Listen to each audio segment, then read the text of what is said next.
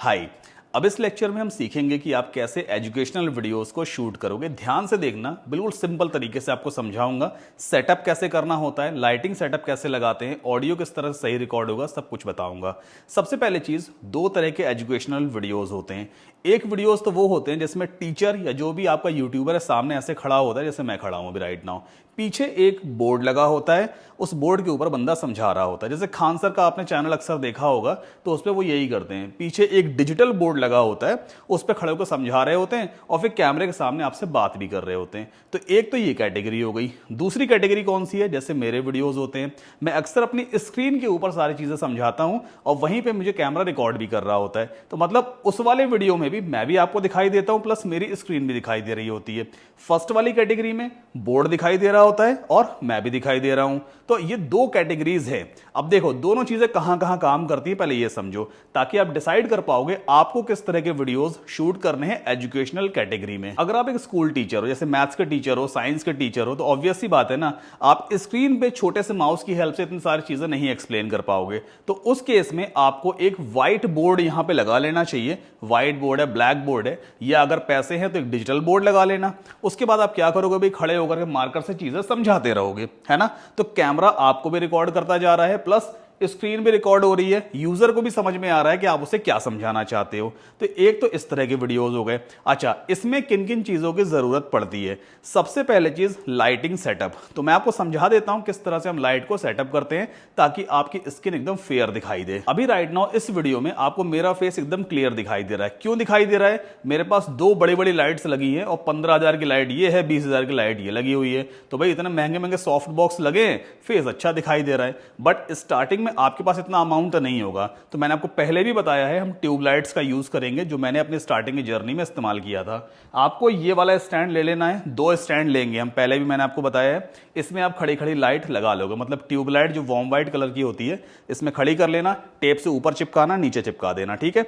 एक लाइट आपको यहां पे रखनी है, सिमिलरली एक लाइट यहां पे रखनी है। मतलब आप जहां पे खड़े हो या जहां बैठे हो उससे 45 डिग्री पे, मतलब इतना 45 डिग्री ऐसे, यहां पे लाइट आपके फेस की तरफ होनी चाहिए, 45 डिग्री यहां पे होनी चाहिए।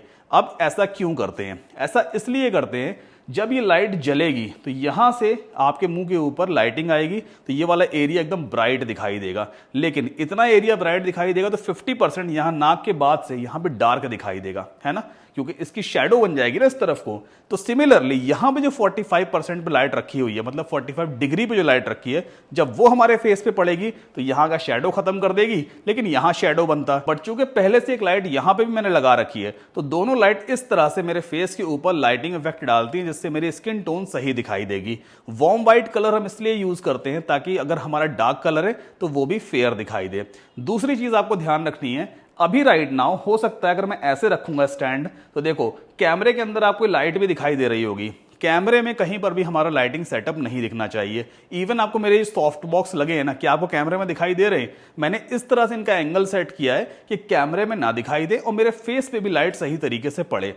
आपको भी कैमरे के एंगल से बाहर इस लाइट को रखना होता है इस तरह से।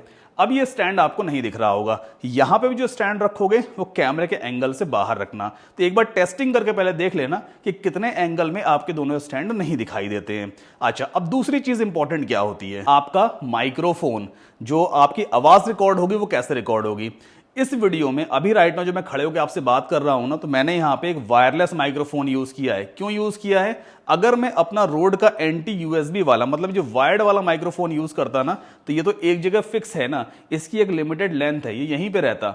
जब मैं खड़ा होकर वीडियो में मतलब आपसे कुछ बात कर रहा हूं, कुछ समझा रहा हूं, तो भाई थोड़ा बहुत यहां ऐसे मूव भी करता रहूंगा, थोड़ा यहां भी मूव करूंगा। माइक तो एक जगह पे वहां रखा हुआ है ना, तो ऑडियो सही रिकॉर्ड नहीं होगा। कई बार क्या होता है, हम पीछे मुड़ करके ऐसे चीजें समझा रहे होते हैं, तो भाई माइक तो पीछे रह गया, ऑडियो कैसे रिकॉर्ड होगा। अभी अगर आप मेरी आवाज सुन रहे होगे, चाहे मैं कहीं भी घूम जाऊं, आपको मेरी आवाज एक लेवल पे एकदम क्लियर सुनाई दे रही होगी।